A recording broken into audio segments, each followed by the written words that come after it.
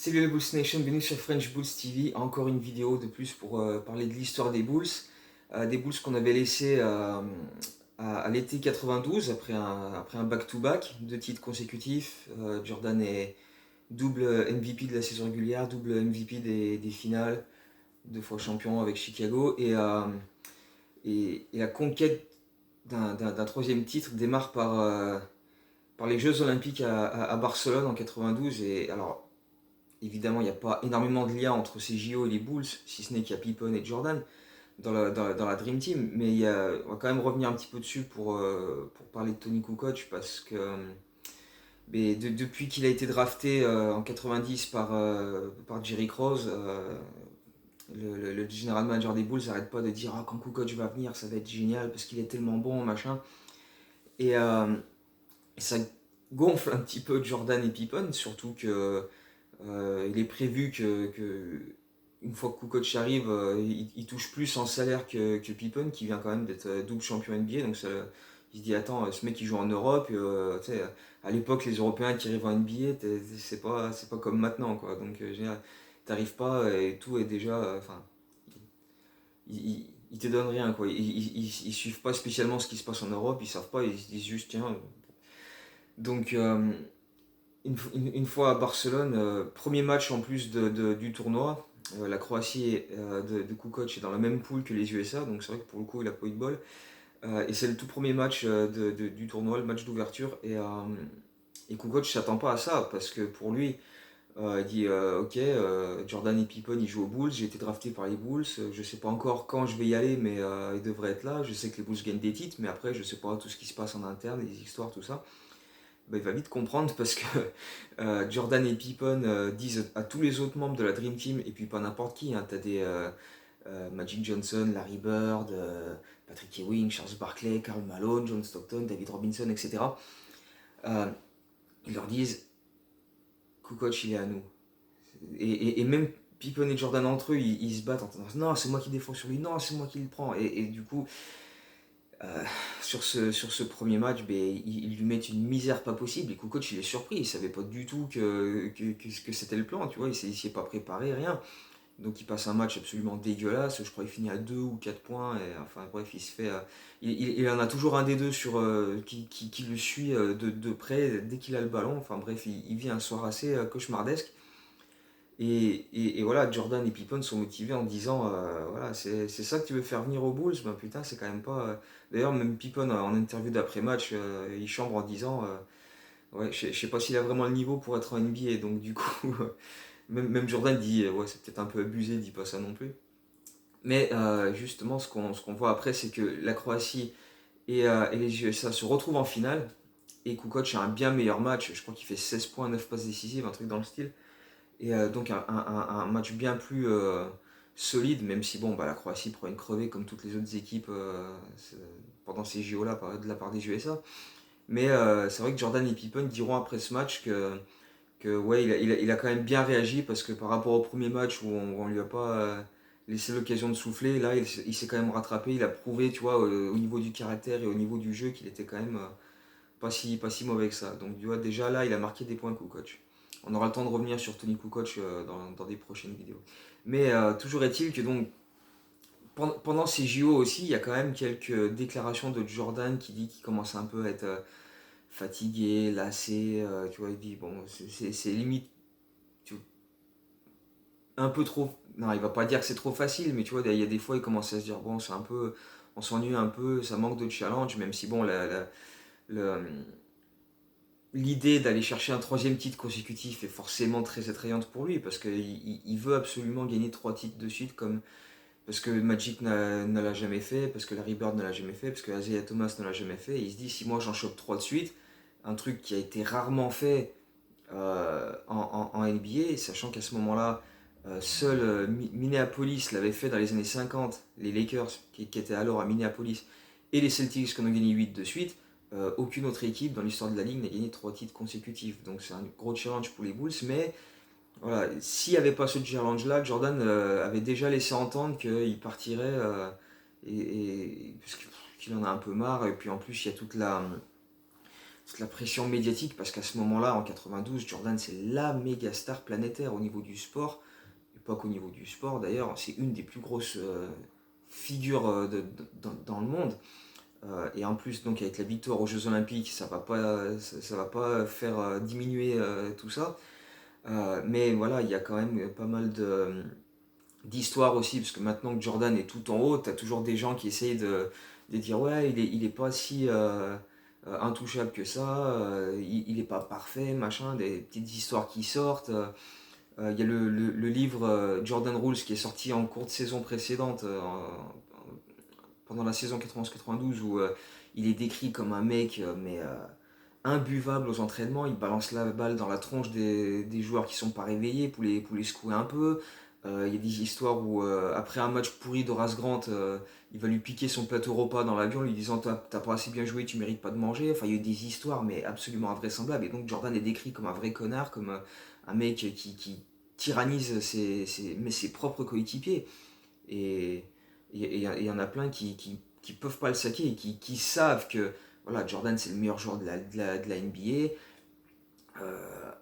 S'il est pas là, on n'a aucune chance de gagner un titre. Donc, tu vois, il y a ça qui permet de faire passer un peu le truc. Mais aux entraînements jour après jour, il y a beaucoup de joueurs notamment Horace Grant, qui est toujours en train de se prendre le bec avec Jordan, parce que voilà, si Jordan prend par exemple Bill Cartwright en cible et commence à l'insulter, Horace Grant il va faire oh ça va, calme-toi, machin, et du coup après ça clash tout le temps entre Jordan et Grant.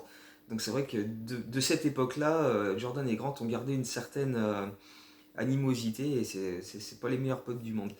Il y a une autre déclaration d'Horace Grant juste pendant le training camp pour cette saison 92-93 qui va également l'éloigner un peu de Scottie Pippen, parce que donc Jordan et Pippen ont fait les JO, ils arrivent pour la reprise à Chicago, bon bah ils ont été ils ont bossé tout l'été, tu vois, à faire le training camp au Team USA, à faire les JO, donc ils sont un peu éclatés.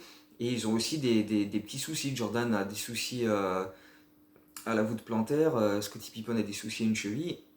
Donc du coup, ils sont ménagés un peu au training camp, ils jouent pas beaucoup pendant les matchs de pré-saison, et Horace Grant commence à sous-entendre que ouais, c'est un peu deux poids, deux mesures, quoi. Et Pippen, il lui fait, mais t'es con, quoi, nous on était au JO, on a joué tout l'été et tout, toi t'as bossé, mais t'as pas fait de match, t'étais pas au JO, machin, ça va, on peut souffler un peu aussi, puis voilà, ils ont des petites blessures à soigner, quoi. Et c'est vrai que là aussi, entre Pippen et Grant, ça a commencé un petit peu à se détériorer, alors qu'ils étaient super proches, super potes au début, parce que voilà, ils arrivent de la même classe de draft, ils ont grandi ensemble aux Bulls, etc.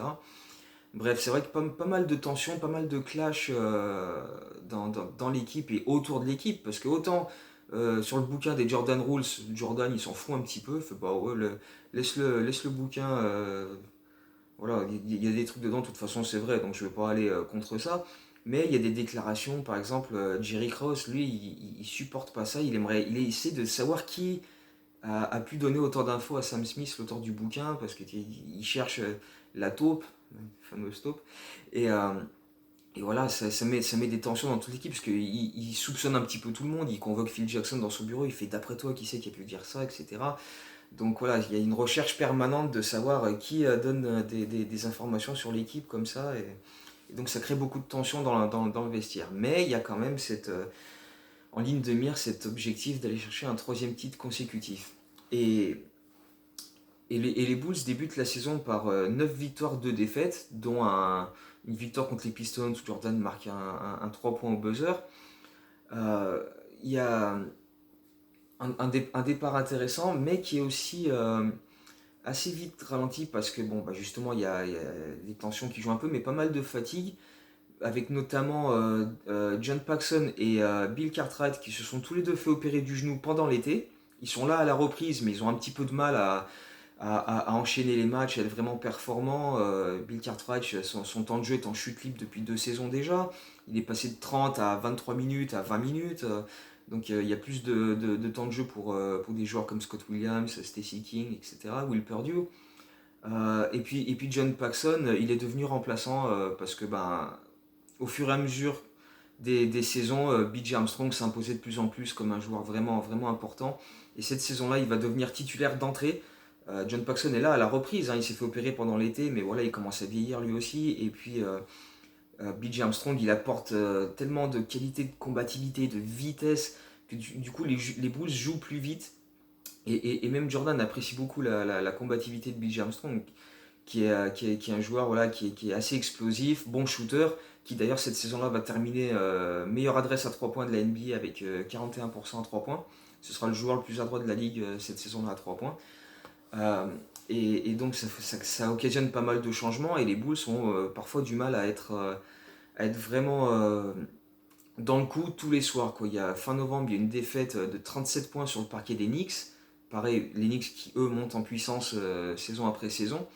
Et t'as l'impression que les Bulls, eux, sont un petit peu en train de descendre. Tu vois, eux, ils sont en train de faire le chemin inverse avec une équipe qui commence à prendre de l'âge. Bill Cartwright a 35 ans, John Paxson a 32, il me semble. Bon, t'as toujours Jordan Pippen Grant qui est la base, qui tourne à 26, 27, 29 ans. Mais autour, ouais, ça commence un petit peu à prendre de l'âge. Et puis voilà, entre les tensions, entre quelques blessures aussi, entre la fatigue des uns et des autres, qu'elle soit physique ou mentale, surtout pour Jordan, c'est vrai que ça ne permet pas aux Bulls de vraiment réaliser une saison régulière de très haute volée. Il y a une série de 7 victoires au mois de décembre, mais tu vois, par-ci par-là, il y a des petites défaites qui empêchent de faire vraiment un gros run et d'être dans le haut du tableau. Le mois de janvier, par exemple, va pas être grandiose. Il va y avoir 7 victoires, 8 défaites sur ce mois de janvier, dont 4 défaites sur les 5 derniers matchs au début d'un road trip qui va être assez compliqué. Mais pendant ce mois de janvier, il y a quand même aussi quelques matchs assez marquants, comme un match contre les Bucks où Jordan atteint les 20 000 points en carrière. C'est un des joueurs les plus rapides de l'histoire de la ligue à atteindre les 20 000 points en carrière. Il y a un autre match où il claque 64 points, ce qui est son deuxième plus gros total en carrière, face au Magic d'Orlando avec un rookie qui s'appelle Shaquille O'Neal. C'est un match au Chicago Stadium que Orlando va gagner en prolongation parce qu'ils avaient comme tactique de laisser Jordan un petit peu faire ce qu'il voulait, en lui laissant des espaces pour prendre ses shoots, mais en défendant à fond surtout les autres. Donc Jordan claque 64 points, mais les autres sont limités. Et Orlando vient gagner au Chicago Stadium de cette manière-là. Euh, et puis, vers la fin janvier, il y a deux blessures, justement, sur ceux qui se sont fait opérer l'été d'avant, John Paxson et Bill Cartwright, qui font un petit peu une sorte de rechute, qui se blessent tous les deux quasiment à une semaine d'intervalle et ils vont louper quasiment un mois et demi, ouais, un mois et demi, 2 mois chacun. Donc on ne les reverra pas avant la mi-mars. Donc pendant ce temps-là, les Bulls donc, font jongle avec d'autres options. Will Perdue débute en pivot titulaire. Et les Bulls, à la fin janvier, ont déjà 15 défaites, ce qui est autant que la saison précédente. Ils avaient fini à 67 victoires, 15 défaites pour un des 5 meilleurs bilans de l'histoire de la NBA. Et cette saison 92-93, ils ont 15 défaites avant même de débuter le mois de février. Donc c'est là qu'on se rend compte que les Bulls ont vraiment eu beaucoup plus de mal à enchaîner parce que bon, voilà, encore une fois, la fatigue physique et mentale, les blessures à droite à gauche, etc. Mais voilà, il y a quand même voilà, quelques points positifs comme BJ Armstrong, on l'a dit, et puis Scottie Pippen qui continue de prendre de plus en plus d'importance dans le leadership de l'équipe, qui s'affirme comme une vraie option 2, un vrai All-Star. Il est encore All-Star cette saison-là. Enfin, qui devient vraiment un joueur d'impact, pas seulement aux Bulls, mais dans la ligue, quoi, qui fait partie des joueurs les plus précieux dans toute la NBA. Et puis, une fois que tu vois, t'as Pippen, Armstrong, tu vois, mais Jordan est toujours là, évidemment, il signe une saison encore une fois de très haute qualité à plus de 30 points, etc. Mais il a du mal à vraiment trouver la motive, hein. Il y a des soirs où il est là, bon, j'ai pas vraiment envie, tu vois, et il y a cette fameuse anecdote avec la Bradford Smith, qui pour moi est une des anecdotes les plus incroyables de la carrière de Jordan, pour montrer à quel point mentalement il était dans une autre planète. C'est que les Bulls jouent contre Washington 2 soirs de suite. Le premier match à Chicago, le deuxième match à Washington. Et sur le premier match, il y a un arrière des Bullets, la Bradford Smith, qui est dans sa deuxième saison NBA et qui est remplaçant en plus sur ce match-là, qui est remplaçant aux Bullets, parce que c'est pas vraiment la star de l'équipe. Et puis ce soir-là, coup de grâce, quoi, frappé par tu vois, la grâce, tu vois, c'est son soir. Il marque 37 points en rentrant des shoots sur la tronche à Jordan, en défendant bien sur Jordan en plus de l'autre côté. Il met 37 points, ce qui est de très très loin son record, parce que sur le reste de sa très courte carrière NBA, il va jamais s'approcher des 30 points, quoi. Donc sur ce soir-là, c'est son soir, quoi. Tout lui réussit. Et même si les Bulls s'imposent, Jordan, il, il le prend un peu pour lui et il dit ouais, la Bradford Smith après le match, en se croisant sur le parquet pour aller au vestiaire, il fait bien joué Mike, tu vois, genre bon match, ouais, c'était sympa. Et Jordan, il fait ah ouais, d'accord, tu veux jouer à ça, ok. Le lendemain, donc ils sont à Washington. Et dans l'avion, avant le match, Jordan il dit à ses coéquipiers, ok, il a mis 37 points, ok, ben moi je vais en mettre 37, mais à la mi-temps. Et Jordan débute le match 8 sur 8 au tir, des faits de way, des attaques du cercle. Dès que LeBron Smith est sur le parquet, il vient se mettre face à lui pour le jouer en 1 contre 1 et lui mettre des paniers sur la tronche. Il lui met une humiliation totale. Il atteint la pause à 36 points en loupant le shoot au buzzer qui aurait pu lui faire atteindre et dépasser 37 points de la Bradford Smith. Au final, il inscrit 47 points, les Bulls mettent une crevée aux boulettes. Et des années après, Jordan va avouer que c'était totalement faux, que la Bradford Smith n'a jamais dit un mot, qu'il n'est pas, pas venu le voir pour le chambrer, genre bien joué ou quoi. C'était une invention totale de la part de Jordan, qui avait juste pas piffré qu'un mec mette 37 points face à lui. Et ça lui a servi. Il s'est auto-motivé à le défoncer alors que le mec a rien dit, quoi. La Bradford Smith, il a juste été victime de ça, quoi. Il a absolument rien dit, il a jamais branché Jordan. Et Jordan s'est mis dans les dispositions mentales de se dire ce mec-là m'a branché, je vais le défoncer. Et il l'a défoncé alors qu'il s'est rien passé, quoi. C'est ça qui est infernal, quoi. Tu peux pas t'en sortir face à Jordan quand il est dans cet état d'esprit-là, quoi. Et donc, bref, cette double victoire face à Washington, c'est dans une série qui va être quand même extrêmement positive pour la fin de saison régulière. Parce que sur les 30 derniers matchs, les Bulls vont signer 24 victoires, 6 défaites seulement. Et faire un gros run pour essayer de remonter le plus possible au classement avec quelques victoires assez conséquentes. Ils vont mettre plus 18 points à Sacramento, plus 18 points à Utah, plus 28 contre Dallas, Miami plus 27, Philadelphie plus 29. Enfin bref, ils vont en cartonner quelques-uns comme ça. Pour au final atteindre 57 victoires au total sur la saison régulière. Ce qui est 10 victoires de moins que la saison précédente. Donc malgré ce gros run en fin de saison, ça n'a pas permis de rattraper un petit peu euh, les passages un peu plus compliqués en décembre-janvier. Et surtout, on voit que par rapport à la saison précédente, il y a quand même un peu plus de difficultés. Et même si ça permet quand même aux Bulls, ce bilan, de remporter la division pour la 3e année de suite, euh, par contre, pour ce qui est du meilleur bilan de la conférence Est, c'est un peu trop court parce que les Knicks ont signé une saison à 60 victoires. Je sais, ça fait bizarre à dire, les Knicks avec une saison à 60 victoires, mais à l'époque, oui, voilà. Et même au niveau global, c'est Phoenix qui réalise la meilleure saison avec 62 victoires. Et d'ailleurs, Charles Barkley serait eu MVP en partie grâce à ça. Et donc, au moment d'aborder les playoffs, même si les Bulls sont sur une série positive, une bonne dynamique avec les retours de Paxson et Cartwright, 24 victoires sur les 30 derniers matchs, ils se sont bien replacés. Ils n'auront pas l'avantage du terrain si jamais ils affrontent les Knicks, ni si jamais ils vont en finale face à Phoenix. Mais ils sont aussi pas mal décriés en disant ouais, ils sont quand même. Tu vois qu'ils sont fatigués, qu'ils en ont marre et ça, ils sont pas donnés favoris pour aller chercher un 3e titre, quoi. Personne, enfin peu de monde voit Chicago réaliser le triplé, quoi. Donc au début des playoffs, les Bulls prennent ça comme un avertissement. Ils se disent ok, bon, on va leur montrer et le premier tour va pas faire de pli, hein, franchement face à Atlanta. Ça va être assez vite réglé, hein, malgré les efforts de Dominic Wilkins encore. Ça va vraiment pas faire de pli, quoi. Chicago gagne euh,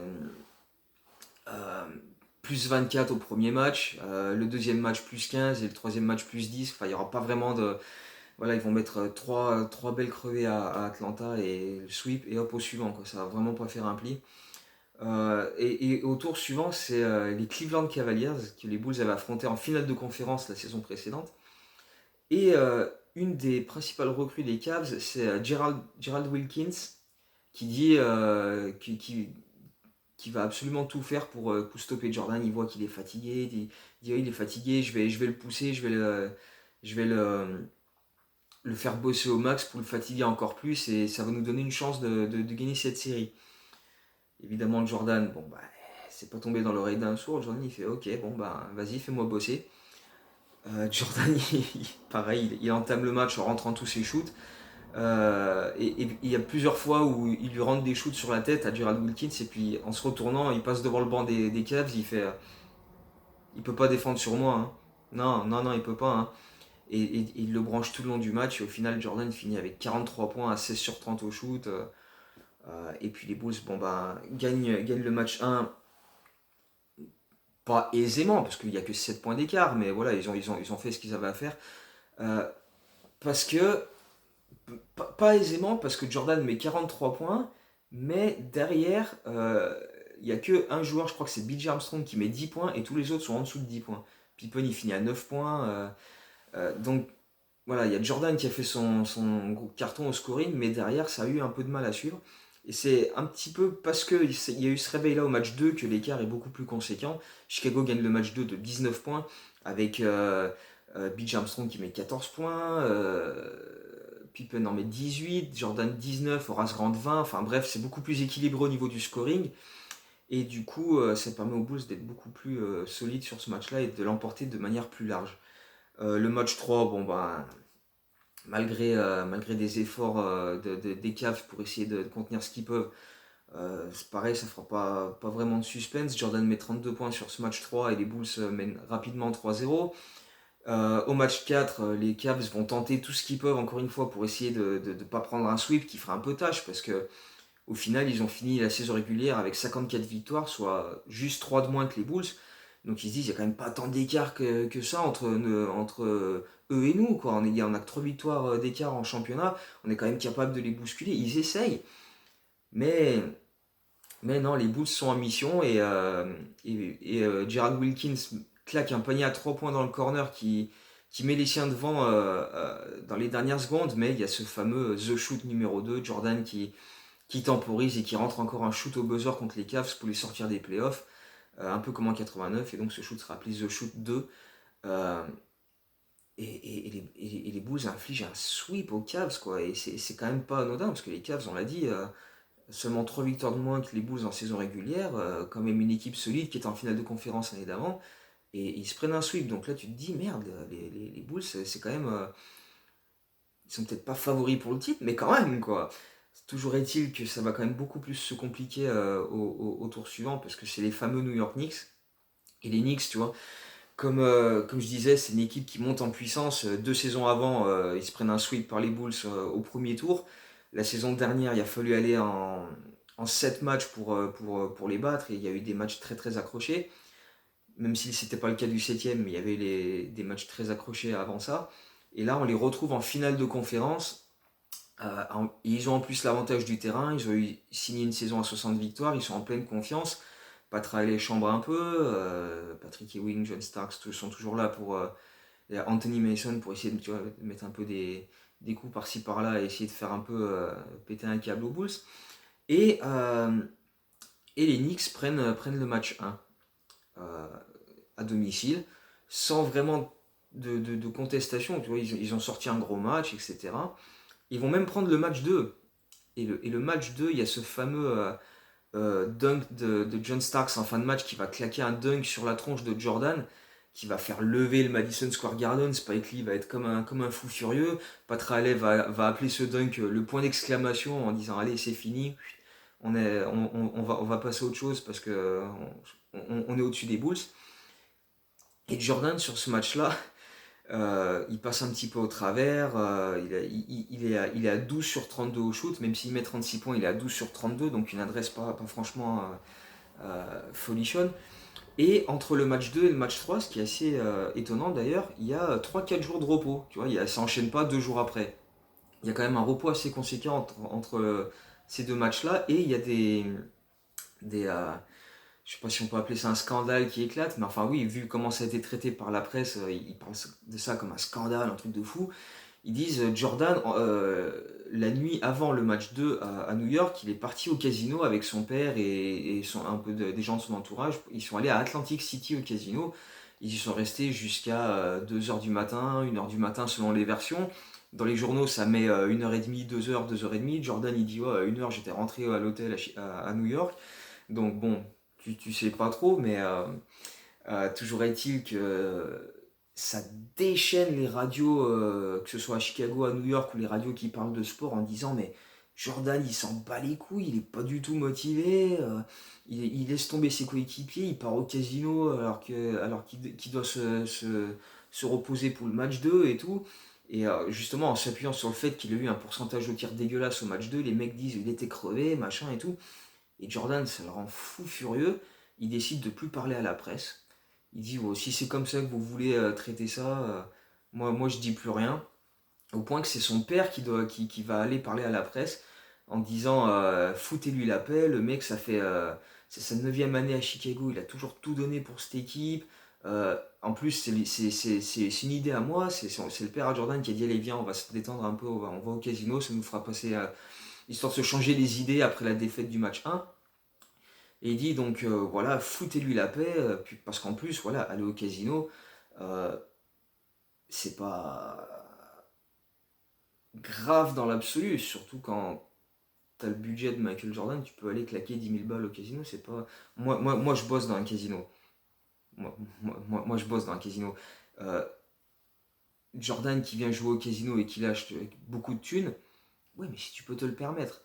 Nous, enfin, dans les casinos, moi, je sais que si on avait Jordan qui venait au casino, il serait pas considéré comme un type qui a des problèmes avec le jeu.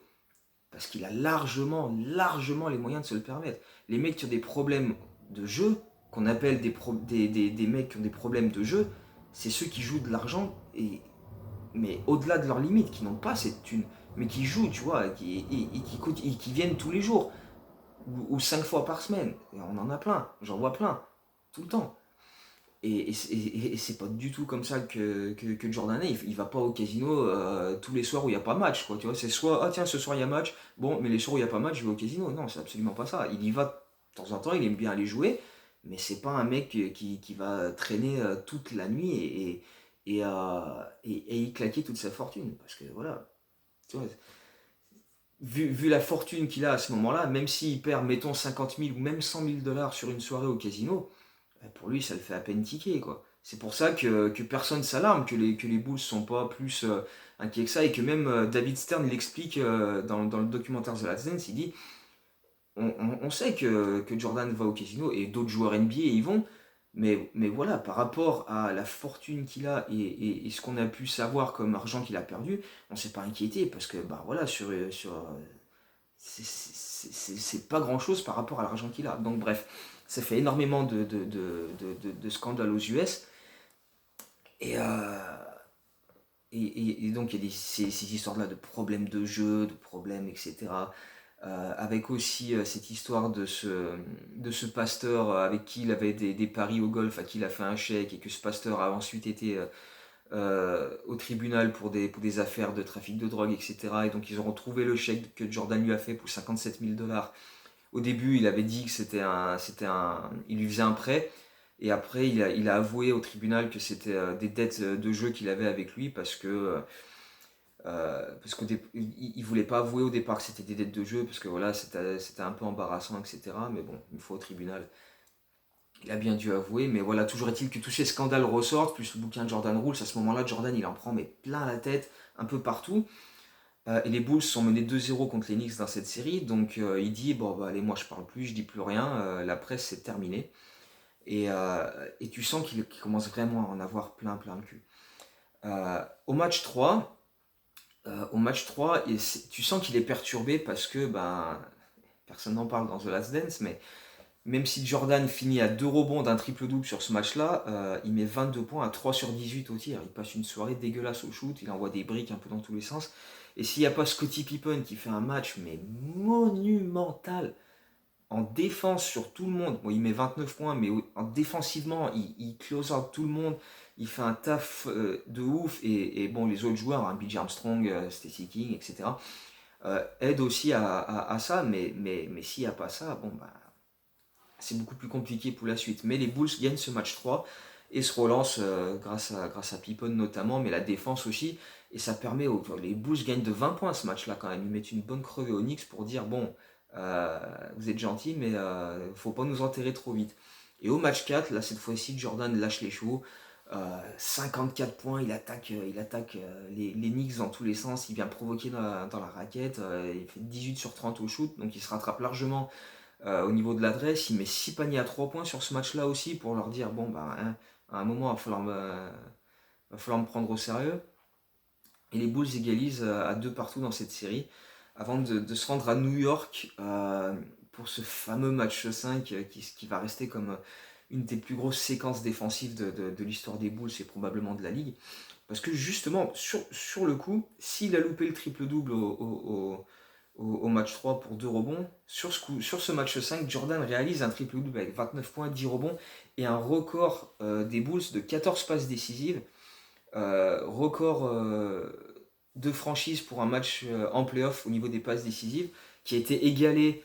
Sam Vincent l'avait fait quelques années auparavant. Il a ensuite été égalé par Kirk Henrik et Rajon Rondo, mais personne n'a fait plus que ça, donc c'est record partagé. Mais surtout, il y a ce fameux, il y a cette fameuse action défensive à la fin, parce que c'est un match ultra serré où même Patrick Ewing met un panier à 3 points dans le quatrième quart. Patrick Ewing fait un gros match, le match est extrêmement indécis jusqu'au bout. BJ Armstrong met un 3 points dans le corner, il met les Bulls devant. Et puis il y a cette action où tu as Patrick Ewing qui pénètre, il est gêné par Stacey King qui tombe et entraîne Ewing dans sa chute, et Ewing passe la balle à Charles Smith. Charles Smith est sous le cercle, il essaye d'y aller, il est contré par Horace Grant, il récupère la balle et au moment où il lève les bras pour aller au cercle, Jordan lui pique la balle comme ça, tape dans la balle pour lui enlever des mains. Charles Smith la récupère, il monte contré par Pippen, il reprend la balle, il remonte recontré par Pippen. Les Bulls arrivent à dégager le ballon, ils envoient la balle loin pour BJ Armstrong qui met un lay-up et cette fois les Bulls gagnent le match 97-94, mais une action défensive absolument folle où Charles Smith se fait contrer 3 fois en l'espace de 4 secondes, quoi. Plus il se fait prendre la balle des mains par Jordan, quoi. C'est une action défensive où Grant, Jordan et Pippen ont vraiment montré pourquoi les Bulls étaient au top, quoi. Parce que non seulement bah, t'as une attaque qui fonctionne bien avec l'attaque en triangle, etc., mais la défense a largement fait la différence aussi, quoi. Et puis et les Knicks vont jamais se remettre de cette fin de match. Au match 6, ils sont totalement à la rue, ils sont abattus par ça, et les Bulls vont leur rouler dessus pour gagner ce match 6 relativement aisément, en tout cas au niveau de, de l'état d'esprit. Tu sens que le momentum est passé du côté des Bulls. Sur Grant, il met un end-one, il chambre les Knicks. Enfin bref, voilà, Chicago s'impose 4-2 dans cette série et va en finale NBA. Face aux Phoenix Suns, donc meilleur bilan de la saison régulière. Charles Barkley a eu le MVP, ils ont une sacrée équipe. Et, et donc les finales débutent à Phoenix. Et malgré tout ce que les Bulls prennent dans la tête, toutes les critiques, etc., ils démarrent les finales à fond. Dès le deuxième carton, ils ont 20 points d'avance. Phoenix est là, mais ils sont dépassés dans tous les sens. Et même si Phoenix revient dans ce match et au final ne va perdre que de 8 points, 100 à 92, tu te dis, bon, bah, voilà, après les Bulls, sur la fin du match, ils ont un petit peu laissé, voilà, ils avaient 20 points d'avance, ils en ont perdu un peu, mais ils ont bien géré quand même. Et tu te dis, va falloir un sacré exploit pour Phoenix, tu vois, ils sont passés de statut de favori à un match plus tard, ah ouais, va falloir quand même qu'ils se bougent un peu, quoi. Et au match 2, ils sont beaucoup plus agressifs, beaucoup plus solides, notamment Dan Marley qui s'est fait attaquer tout le match 1 par Jordan, parce que Jordan disait ouais, Jerry Cross aime bien Dan Marley, donc je vais le démonter juste pour dire à Jerry Cross, bah tu vois, il est pas si bon que ça. Au match 2, Dan Marley, il enchaîne les paniers à 3 points. Danny Ainge aussi, qui était là pour les finales de la saison précédente avec Portland. Cette fois-ci, il est aux Suns de Phoenix. Et il retrouve les Bulls en finale. Et pareil, il met quelques paniers à 3 points. Charles Barkley est monstrueux. Il met 42 points sur ce match 2. Et Jordan aussi met 42 points, mais avec 12 rebonds et 9 passes. Donc il passe pas un triple-double. Et c'est un match qui est assez serré, qui va pratiquement jusqu'à la fin, mais ça se règle un petit peu au lancer franc avec des shoots précipités de la part de Phoenix et les Bulls récupèrent le rebond et obtiennent des lancers francs et ils finissent le match comme ça. Scottie Pippen est énorme sur ce match-là aussi. Lui, pour le coup, il fait un triple-double avec 15 points, 12 rebonds, 12 passes. Et les Bulls mènent 2-0 en prenant les deux matchs à Phoenix. Et d'ailleurs, Phoenix devient la première équipe de l'histoire de la NBA à perdre les deux premiers matchs des finales à domicile. Et donc, quand la série repart à Chicago, du coup, t'as l'impression que le momentum a carrément changé de camp. Maintenant, les médias disent bon, bah, est-ce qu'ils vont pas se prendre un sweep, Phoenix, quoi? Parce que là, même s'ils résistent, on dirait que les Bulls ont réponse à chaque fois. Mais ce match 3 et d'ailleurs l'ensemble des finales cette année-là, les finales 93, franchement, si vous voulez regarder des matchs vintage et tout, regardez les finales 93 parce que le niveau de jeu est monumental, c'est extraordinaire. Les 6 matchs, c'est de la folie pure. Et ce match 3 va être absolument invraisemblable parce que les Bulls et les Suns se répondent coup pour coup. Il y a des 3 points par-ci, des claquettes dunk par-là. Barclay, encore une fois, fait un taf monumental avec 19 rebonds. En face, Horace Grant tente de répondre avec 17 rebonds. Enfin, chaque bataille au rebond est difficile.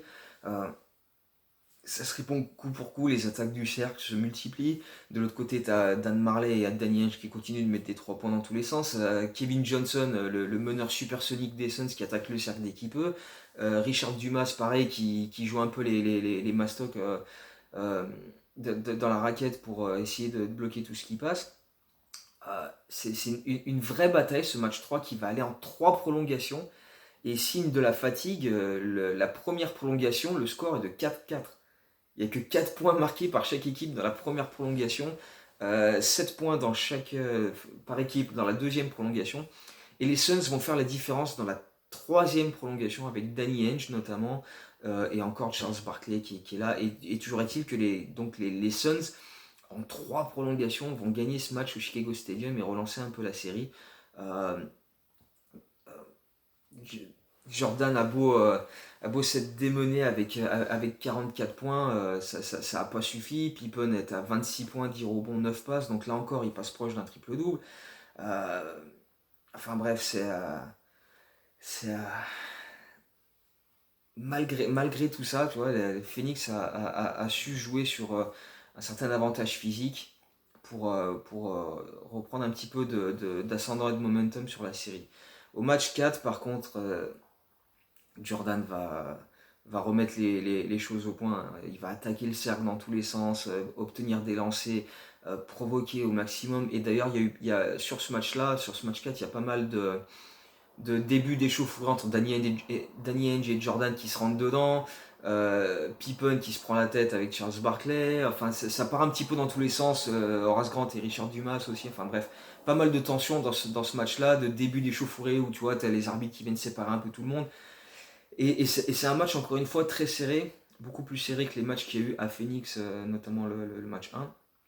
Et, euh, et, et, et c'est encore une fois la défense qui va permettre aux Bulls de s'en sortir pour obtenir des rebonds précieux, enfin, pousser Phoenix à la faute et la faire précipiter des shoots. Dan Marley se prend un gros contre. Et puis en fin de match, Jordan attaque le cercle et inscrit un panier avec la faute décisif ça lui fait atteindre les 55 points pour égaler le record sur un match de finale NBA. Et voilà, ça va permettre aux Bulls de reprendre 2 victoires d'avance dans la série, 3-1. Et là, le 5e match est encore à Chicago. Et tout le monde se dit, ah, c'est bon, c'est là, voilà, on peut commencer à préparer la parade. Charles Barkley disait dans le bus qui nous amène de l'hôtel à la salle, on passe devant des baraques où tu as des drapeaux des Bulls aux fenêtres et tout. Tu vois que les types ils sont déjà prêts à tout fêter et c'est limite, ça nous a motivés en se disant on va gâcher la fête. Et effectivement, gâcher la fête, ils vont le faire parce que Phoenix va sortir un énorme match dans ce match 5. Euh, Kevin Johnson, Richard Dumas, Charles Barkley, enfin ils vont vraiment euh, prendre les Bulls d'assaut et cette fois-ci les Bulls vont pas réussir à répondre malgré encore une fois Jordan qui cartonne avec 41 points, 7 rebonds, 7 passes. Mais, euh, mais voilà, les Suns étaient beaucoup plus. Tu vois, ils étaient tellement motivés à gâcher la fête qu'ils ont réussi leur coup. Et d'ailleurs, Charles Barkley, après le match, euh, il y a un journaliste un petit peu qui va dans son sens, qui lui dit est-ce que vous avez quelque chose à dire aux fans des Bulls? C'est dit dégagez les merdes que vous avez à vos fenêtres, vous vous en servirez pas ce soir, quoi. Donc la série repart à Phoenix. Et Jordan, il monte dans l'avion et il dit aux autres gars les mecs, moi je vous préviens, dans ma valise, j'ai mis qu'un costard. Parce qu'on va pas rester là-bas pour faire 2 matchs. Je vous l'annonce tout de suite. Donc tout le monde reprend confiance parce que Jordan les remotive. Et ce match-ci, c'est encore une fois très serré. Jordan met 33 points, mais il y a cette fin de match invraisemblable. Et encore une fois, avec la défense qui permet de faire la différence. Mais malgré tout, avant ça, avant le dernier quart-temps, les Bulls prennent une bonne avance. Tu vois, ils sont très appliqués. Ils ont une très belle adresse à 3 points, ce qui est rare parce que c'est pas vraiment leur spécialité, l'adresse à 3 points. Mais sur ce match-là, notamment BJ Armstrong, il fait 4 sur 5 derrière la ligne à 3 points. Euh, et les Bulls prennent 8 points d'avance pour débuter le dernier quart. Seulement au dernier quart, panne sèche, plus rien. Les Bulls ratent leurs 9 premiers shoots, perdent des ballons et Phoenix revient. Ils repassent devant, Dan Marley remet des 3 points, Charles Barkley avec des rebonds offensifs, etc. Ils repassent devant et t'as l'impression qu'ils ont pris le contrôle du match. À 1 minute 30 de la fin, les Suns ont 4 points d'avance. Et ils font tourner le chrono. Chaque possession, ils la jouent jusqu'au bout des 24 secondes pour manger le chrono au maximum. Il y a une possession où ça se termine sur un shoot de Dan Marley à 9 mètres qui tape le cercle, monte vachement haut, retape sur le cercle et a 2 doigts de rentrer, mais finalement ressort. Charles Barkley prend le rebond offensif, demande un temps mort, nouvelle possession de 24 secondes. Parce qu'à l'époque c'était 24 secondes, c'est très très très très récent que quand tu prends un rebond offensif, la prochaine possession n'est que de 14 secondes. Ça date d'il y a un an ou deux. Donc toujours est-il que la nouvelle possession de 24 secondes, les Suns mangent le chrono. Dan Marley a un shoot ligne de fond à 4 mètres, mais normalement pour lui c'est ficelle parce que c'est un super shooter. Et là il fait un airball, donc violation des 24 secondes. Euh, Entre-temps, Jordan est allé mettre un lay-up très très rapide. Et les Bulls récupèrent la dernière possession. Ils ont 14 secondes au chrono et ils ont 2 points de retard. Jordan récupère la balle, remonte le terrain, trouve Scottie Pippen tête de raquette. Pippen tête de raquette s'engouffre dans la peinture. Et normalement, là, le système c'était de redonner la balle à Jordan s'il était démarqué. Seulement, il y a 2 mecs qui sont sur Jordan. Alors Pippen pénètre, il voit Horace Grant qui coupe vers le cercle, il lui file la balle. Et Horace Grant, il est quasiment sous le cercle. Et il entend John Paxson derrière lui qui est mais absolument tout seul. Il n'y a personne autour de Paxson à 4 mètres autour de lui. Parce qu'ils ont fait prise à 2 sur Jordan de l'autre côté. Horace Grant a la balle, il voit Paxson, il le décale. Paxson rentre ce fameux 3 points à 4 secondes de la fin qui met les Bulls devant. Ce fameux 3 points décisifs. Et d'ailleurs, voilà, je vais en profiter pour parler un peu de Paxson parce que les fans des Bulls des dernières années ont cette image de Paxson du general manager qui dit que de la merde. Mais en termes de joueur, même si ça n'a jamais été une superstar, un all-star, c'est un mec précieux. Parce que cette saison-là, John Paxson, il devient remplaçant. BJ Armstrong prend la place de titulaire et Paxson accepte ça parce qu'il se rend compte que c'est mieux pour l'équipe que ce soit lui. Tu vois, c'est un mec qui est capable de faire ce genre de sacrifice, d'accepter son rôle parce qu'il sait que c'est un joueur limité, c'est pas un joueur exceptionnel, mais dans les grands moments, il est là. Quand il y a besoin de lui, il répond présent. D'ailleurs, c'est ce qu'il dit sur ce shoot. Il dit normalement, j'aurais pas dû avoir la balle sur ce shoot, mais Mais je me tenais prêt parce que c'est ce qu'il faut faire dans ces moments-là, c'est se tenir prêt, on sait jamais, la balle peut arriver à toi et tu dois rentrer un shoot. Et c'est ce qu'il fait. Donc bref, John Paxson met ce shoot de fou. Derrière, il reste 4 secondes pour les Suns pour essayer de marquer. Kevin Johnson va dans la raquette et se fait bâcher par Horace Grant. Et là aussi, Horace Grant, finalement, extra décisif sur ce match-là. Sur ce match-là, il met 1 point à 0 sur 5 au shoot. Mais il fait la passe décisive pour John Paxson et il contre le dernier shoot. Et il est ultra décisif lui aussi dans l'obtention de ce troisième titre, parce que ça y est, voilà, avec cette action, les Bulls remportent le triplé, 3 titres consécutifs, ce qui n'avait plus été fait depuis les années 60 en NBA. Jordan, une nouvelle fois MVP des finales, il a tourné à 41 points. 41 points, 8 et quelques rebonds, 6 passes, etc. Pippen a encore été monstrueux.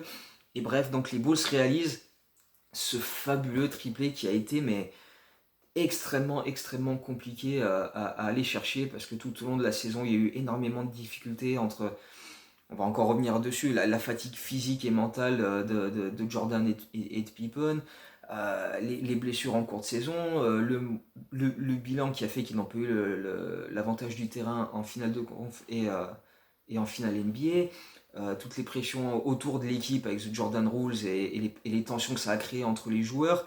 Et du coup, Jordan le dit en interview après, euh, c'est autant un soulagement qu'une vraie joie d'avoir gagné ce titre, parce qu'on a eu tellement de pression tout au long de l'année, il y a eu tellement de moments difficiles à traverser, Jordan avec toutes les histoires dans la série contre les Knicks, avec les casinos, etc., que là c'est vraiment... là ils peuvent respirer un grand coup, ils sont allés chercher ce triplé, ça n'a pas été simple, et, et on va voir que... ben, on en parlera dans la prochaine vidéo parce que celle-ci est déjà assez longue, mais euh, Jordan, donc, on le sait, va annoncer sa retraite pour aller partir jouer au baseball, avec toutes les circonstances qu'il y aura d'ici là, on en parlera dans la prochaine vidéo. Mais c'est vrai qu'il y a cette interview juste avant les finales NBA, une heure et demie avant les finales NBA contre Phoenix. Il fait une interview en privé avec son ami de toujours, Ahmad Rashad, qui bosse pour les télé US. Et, euh, et il explique donc il revient sur les histoires de problèmes d'aller au casino, où on lui dit qu'il a un problème de jeu, mais lui il dit que non, c'est un problème de compétition, etc., que c'est très différent. Et il y a une phrase dans cette interview où il dit: bientôt, quand je partirai à la retraite, on va retenir ça comme point négatif sur moi, quoi. Et Ahmad Rashad lui dit: est-ce que cette retraite peut arriver dès la fin de cette saison? Et Jordan il fait: peut-être bien, parce qu'il en a mais plein le cul. Mentalement, il est à l'ouest, il en a ras le berge. Donc, on reviendra évidemment dans la prochaine vidéo sur tout ça plus en détail, avec l'assassinat de son père, etc., l'envie d'aller jouer au baseball, etc. Mais bon, pour cette vidéo qui est déjà très longue, on va s'arrêter là. J'espère qu'il vous a bien plu. Moi perso, j'avais envie d'inclure un maximum de détails dans cette saison, parce qu'elle a été quand même assez invraisemblable, et c'est pour moi une des saisons les plus incroyables de l'histoire des Bulls. Parce qu'être arrivé à aller chercher ce titre après tout ce qui s'est passé, etc., c'est quand même vraiment pas une mince affaire. Donc moi j'ai beaucoup, beaucoup d'estime pour cette saison 92-93. Donc voilà, j'y ai mis beaucoup de cœur à faire en sorte que cette saison soit vraiment bien retracée. Donc voilà, j'espère avoir fait un bon taf. Voilà, j'espère que ça vous a plu surtout.